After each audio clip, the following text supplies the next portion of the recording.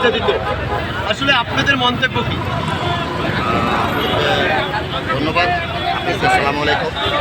এবং সারা বাংলাদেশের দেশবাসী যারা আছেন সকলকেই ধন্যবাদ জানাচ্ছি এবং সকলের দোয়ায় আজকে বাংলাদেশের মানুষের একটি আশা পূরণ হতে যাচ্ছে।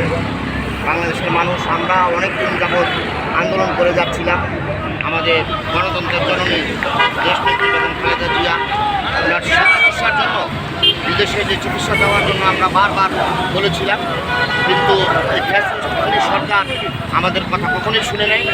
আজকে বাংলাদেশের মানুষ সকলের দোয়ায় ইনশাল্লাহ অনেক বছর পরে, প্রায় 60 বছর পরে আবার আমাদের senior vice chairman Tarek Rahman স্যারের সাথে দেখা করতে যাচ্ছেন। মা ছেলে দুজনে এক বছর পরিবারের সকলের সাথে। এটা বাংলাদেশের মানুষের দোয়া, শুধু বাংলাদেশের মানুষের দোয়া।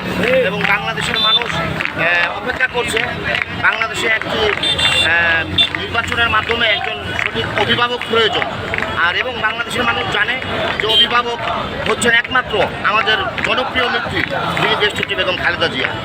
আমাদের আম্বাজান সুস্থ হয়ে বাংলাদেশের মাটিতে ফিরে আসবে, আমরা দোয়া করি। বাংলাদেশের মানুষের সকলের কাছে দোয়া চাই এবং সকলের দোয়ায় ইনশাল্লাহ সুস্থ হয়ে আমাদের দেশনেত্রী বেগম খালেদা জিয়া, যিনি আপসীন নেত্রী, যিনি মাদার অফ ডেমোক্রেসি, যিনি কারা নির্যাতিত ছিলেন, সকলের দোয়ায় ইনশাল্লাহ দেশনেত্রী বেগম খালেদা জিয়া এবং senior vice chairman Tarek Rahman বাংলাদেশের মাটিতে ফিরে আসবে এবং সকলের আশা পূরণ হবে এবং সকলে বাংলাদেশের জনগণ একটি সত্যিকারের অভিভাবক পাবে। ইনশাল্লাহ আমরা এটাই মনে করি।